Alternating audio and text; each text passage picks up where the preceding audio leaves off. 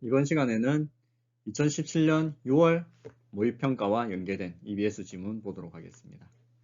과학수사의 혈흔검사에 대한 질문인데 첫 번째 문단에서는 혈흔 분석 과정으로 첫째, 혈흔 검출, 두 번째, 인혈 여부 식별, 셋째, 혈액 혐의 유전자 분석을 제시하는데 이 세 번째 문단 내용은 본문에 구체화되어 있지는 않습니다. 혈흔 검출하는 방법으로 루미놀 시약과 LMG 시약을 제시합니다. 루미놀 시약은 혈액이 2만 배 정도 희석되어도 예민하게 반응한다. 혈액이 있을 때 있다라고 판정하는 예민성, 민감도가 뛰어나다라고 이야기를 하는데 이런 내용이 6편과 연계된 것이 되겠습니다.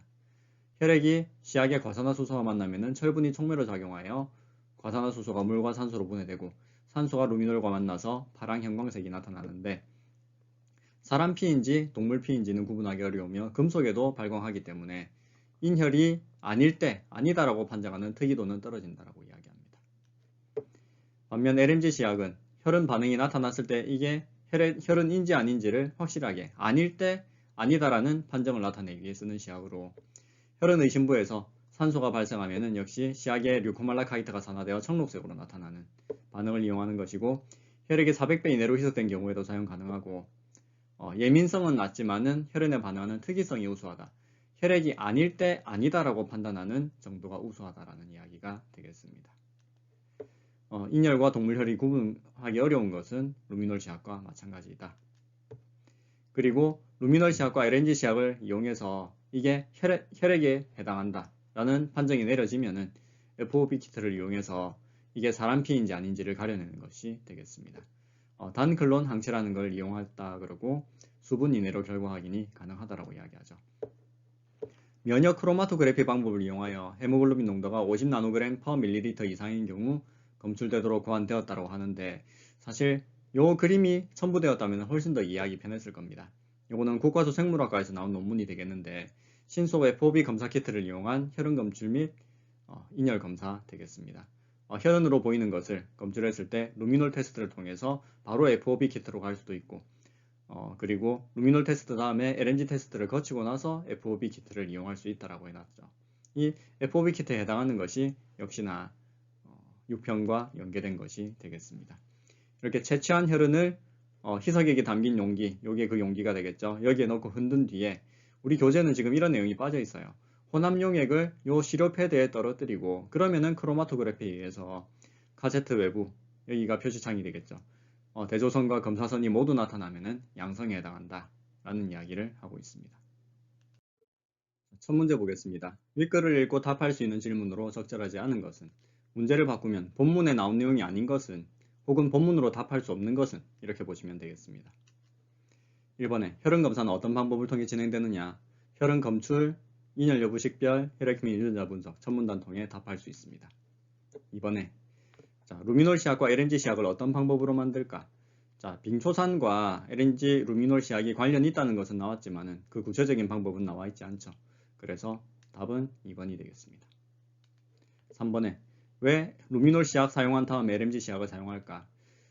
본문에 보시면 이렇게 루미놀 시약에서 나타난 혈흔 반응을 추가로 확인할 때 사용한다라고 해놨는데 루미놀 시약은 혈액이 있을 때 있다고 판정하는 예민성이 우수하고 LNG 시약은 혈액이 없을 때 없다고 판정하는 특이도가 우수하기에 상부적으로 작용한다고 할 수 있습니다. 그래서 3번은 맞는 선택지라고 할 수 있는데 이 괄호 속의 내용은 사실 우리가 뒤에 이어서 볼 수능 지문에 나오는 평가원 지문에 나오는 내용이에요. 그래서 평가원 지문에서는 이거를 집중해서 탐구하고 있다는 게 되겠습니다. 그 다음에 4번 FOB 키트를 사용하면 사람의 혈흔이다라고 확정할 수 있는 이유는 무엇일까? 사람 헤모글로빈에 반응하는 인혈에만 반응하며 이 구조를 통해 확인할 수 있죠. 그 다음에 루미놀 시약과 LNG 시약으로 검출 가능한 혈흔의 농도는 1만 배에서 2만 배, 400배 이렇게 수치가 나와 있습니다. 그래서 4번, 5번은 문제없다. 그 다음 기억에 대한 이해. 루미놀 시약에 대한 이해로 적절하지 않은 것은 산소를 만나면 빛을 낸다. 본문에 나와 있죠. 발광한다. 그 다음에 이번에 과산화수소는 산소를 제공한다. 과산화수소가 물과 산소로 분해 확인할 수 있습니다. 3번에 과산화물로 대체할 수 있다. 세 번째 문단에서 확인할 수 있죠. 그 다음 과산화수소를 산성 용액에서 분해시킨다. 요거는 세 번째 문단에서 알칼리성 용액 속에서 물과 산소로 분해되는데 이렇게 돼 있죠. 그래서 4번은 적절하지 않다. 답은 4번이 되겠습니다. 5번에 혈액 속에 햄이 들어있는 개체 혈흔에는 동일한 반응을 보일 수 있다. 맞는 말이죠. 그래서 인혈과 동물혈 구분이 어려운 것이 되겠습니다. 두 시약이 이러한 한계, 인혈과 동물 혈흔을 구분하지 못하는 한계를 갖는 이유를 추론한 내용으로 가장 적절한 걸 고르라고 했습니다. 두 시약 모두 헤모글로빈에 있는 철의 촉매작용을 활용한 것이 되겠는데 인혈, 동물혈 모두 헤모글로빈 갖고 있기 때문에 구분하기 어렵다는 얘기죠. 그래서 1, 2, 3, 4, 5 중에 하나 고르라 그러면은 답은 4번이 되겠습니다. 헤모글로빈 속에 들어있는 철을 촉매로 사용하기 때문에 1번은 색깔이 두 시약이 다르다는 점에서 적절하지 않고 2번은 분해되어서 합성이 아니고 분해죠. 그 다음에 3번은 인혈 구분 특이성은 FOB 키트를 활용하고 5번에 크로마토그래피 활용도 FOB 키트에 해당되는 내용이라서 적절하지 않은 것이 되겠습니다. 24번 문제 보겠습니다.